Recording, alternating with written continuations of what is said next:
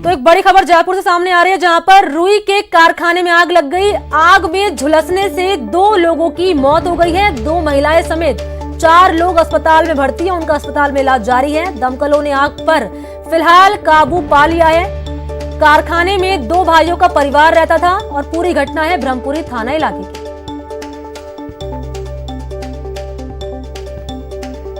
तो जयपुर से बड़ी खबर, जहां पर रुई के कारखाने में आग लग गई। दमकलों ने आग पर काबू पा लिया है और इस पूरी घटना में 2 लोगों की मौत हो चुकी है। तो इसी खबर पर ज्यादा जानकारी के साथ न्यूज 18 संवाददाता सौरभ मेरे साथ फोन लाइन पे जुड़ गए हैं। सौरभ, कैसे लगी पूरी आग? देखिए, जो सूचना मिल रही है उसके अनुसार शॉर्ट सर्किट के चलते आग लगी है। ब्रह्मपुरी के डोंगरी इलाके में एक 3 मंजिला मकान है, उसमें रुई का कारखाना भी था और इस मकान में 2 परिवार जो है वो रहते थे और अचानक आग लगने से जो घर में लोग थे वो झुलस गए। करीब 4 लोग इसमें झुलसे हैं और एक 30 वर्षीय युवक है शाहरुख, उसकी मौत हो गई है, जबकि एक बालक की भी मौत हो गई है। 2.5 साल का बच्चा है, उसकी भी मौत हो गई है। बताया जा रहा है कि शाहरुख ने आग देखी तो वो अपने बच्चे को बचाने के लिए अंदर गया तो वो भी उसमें झुलस गया और वो बाहर नहीं निकल पाए। इसमें 2 लोगों की मौत हो चुकी है और सूचना मिलने के बाद करीब आधा दर्जन दमकल जो है वो मौके पर पहुंची थी और कड़ी मशक्कत के बाद जो है वो आग पर आग लगने के कारणों का पता चल पाया? देखिए, मैंने आपको बताया जिस प्रकार से कि शॉर्ट सर्किट इसका कारण जो है वो पहला कारण ये बताया जा रहा है कि शॉर्ट सर्किट हुआ और उसके बाद अचानक आग लग गई। चूंकि रुई का कारखाना था, इस लिहाज से आग जो है वो तेजी से बढ़ी और इसमें 4 लोग जो है वो झुलस गए और उन लोगों को अस्पताल में अस्पताल में भर्ती करा दिया गया है और बड़े आला अधिकारी भी इस मौके पर पहुंचे थे और आग पर काबू पाने की कोशिश जो है वो की गई थी। लेकिन ये बात सामने आ गई कि लाखों रुपए का सामान जो है वो अंदर जलकर खाक हो गया। चूंकि ये इलाका कंजेस्टेड इलाका था, इसलिए आसपास के लोगों में भी अफरा तफरी मच गई थी। लेकिन अच्छी बात ये रही कि ये आग जो है वो दूसरे मकानों में नहीं फैली और बड़ी जनहानि, चूंकि 2 लोगों की मौत हो चुकी है, लेकिन और भी अगर आग दूसरी फैलती तो और भी लोग इसी चपेट में आ सकते थे। शुक्रिया सौरभ तमाम जानकारी के लिए। तो लगातार जयपुर से बड़ी खबर बता रहे हैं, जहां पर रुई के कारखाने में आग लगने से 2 लोगों की मौत हो गई है आग में झुलसने से और 4 लोग अभी अस्पताल में भर्ती हैं, जिनका इलाज जारी है। और जो वजह बताई जा रही है वो ये वजह बताई जा रही है कि शॉर्ट सर्किट के चलते इस कारखाने में आग लगी है और आग पर फिलहाल काबू पा लिया गया है।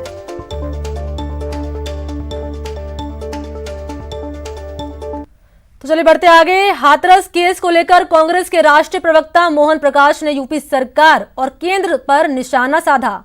न्यूज 18 से बातचीत में कहा कि हाथरस प्रकरण में योगी सरकार ने संवेदनहीनता की हदें पार कर दी। मोहन प्रकाश से बातचीत की हमारे संवाददाता गोवर्धन चौधरी ने। कृषि कानून और हाथरस मुद्दे को लेकर राजस्थान में भी सियासत गरमाई हुई है। हमारे साथ कांग्रेस के राष्ट्रीय प्रवक्ता मोहन प्रकाश मौजूद है। मोहन प्रकाश जी, कृषि बिलों को लेकर के पूरे देश में माहौल गरमाया हुआ है, कानून बन चुका है। एक्सपर्ट ये कह रहे हैं कि कांग्रेस ने बहुत देर से यह आंदोलन शुरू किया। जब ये कानून बन चुका उसके बाद विरोध का तुक क्या बनता है? जब ऑर्डिनेंस आ गए थे उस वक्त विरोध क्यों नहीं किया गया? प्रश्न ये नहीं है, प्रश्न ये है कि आज पूरा देश का किसान, कांग्रेस ही अकेले प्रश्न नहीं है, पूरे देश का किसान परेशान है, क्रोध में है और उसके साथ साथ वो बहुत ज्यादा आशंका में है कि उसका और उसके आने वाले बच्चों का क्या भविष्य होगा। एक बड़ा मुद्दा हाथरस गैंगरेप प्रकरण को लेकर के भी है, जिसमें कांग्रेस ने लगातार 2-3 दिन से आंदोलन का मूड अपनाया हुआ है। लेकिन बीजेपी इस बीच राजस्थान में जो रेप की घटनाएं हो रही हैं उनको लेकर के भी सवाल उठा रही है। सवाई माधोपुर में इतना बड़ा प्रकरण हुआ है, उसको लेकर के अभी तक वो प्रभावी कार्रवाई नहीं हो पाई है। तो आरोप बीजेपी का ये है कि कांग्रेस को हाथरस और दूसरे स्टेट का रेप लगता है। अपने राज्य में जो कांग्रेस शासित राज्य में जो रेप होते हैं उनमें उसका रुख है बदला हुआ नजर आता है। नहीं, कांग्रेस का कहीं भी आपने देखा कि जहां भी ये घटनाएं हो, किसी भी बच्ची के साथ हो, वो गलत है और कांग्रेस हमेशा आगे बढ़कर इस तरह की घटनाओं को रोकने के लिए और आरोपियों पर कार्रवाई करने में 1 घंटे की भी देरी नहीं करना चाहती। तो कांग्रेस के राष्ट्रीय प्रवक्ता मोहन प्रकाश ने कृषि कानून और हाथरस की घटना को लेकर केंद्र और यूपी सरकार को निशाने पर लिया है। अब आगे आने वाले दिनों में भी ये मुद्दा गरमाएगा और कांग्रेस इस पूरे मसले को लेकर सड़कों पर उतरेगी, ये मामला तय लग रहा है। कैमरा पर्सन देवेंद्र सैनी के साथ गोवर्धन चौधरी, न्यूज 18 राजस्थान, जयपुर। तो इसी के साथ इस बुलेटिन में इतना ही। जाते जाते देखिए दुनिया का सबसे छोटा चरखा। दुनिया का सबसे छोटा चरखा।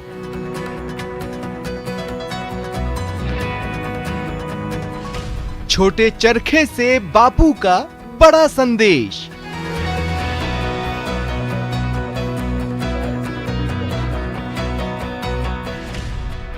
रिकॉर्ड पर बनाया रिकॉर्ड।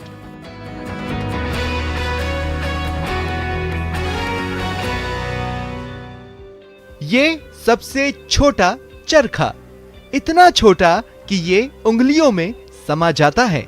लेकिन महज 3.81 मिलीमीटर का ये चरखा सिर्फ शो पीस नहीं है, बल्कि इससे सूत की कताई भी होती है। इस नन्हे से चरखे को जयपुर के अग्रवाल फार्म में रहने वाले हुनरमंद गया प्रसाद अग्रवाल ने बनाया है और अपना नाम लिम्का बुक ऑफ रिकॉर्ड्स में दर्ज करवाया है।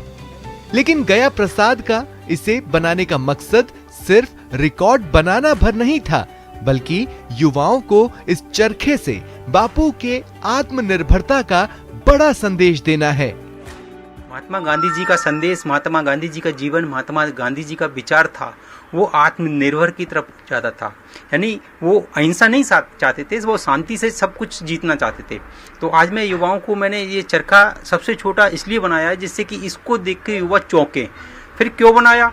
तो मैं खादी के प्रति उनको जागरूक करना चाहता हूँ, तो इसलिए मैंने ये इस प्रकार से छोटा चरखा बना के, और गिनीज बुक में भी मैं नाम इसलिए दर्ज कराता हूँ क्योंकि गिनीज बुक में नाम दर्ज कराने के बाद में आदमी की काबिलियत समझ में आती है।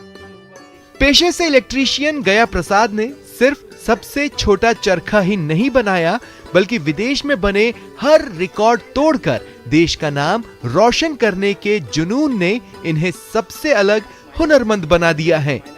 इन्होंने सबसे छोटा working table fan, marble cutter, water cannon बनाकर गिनीज बुक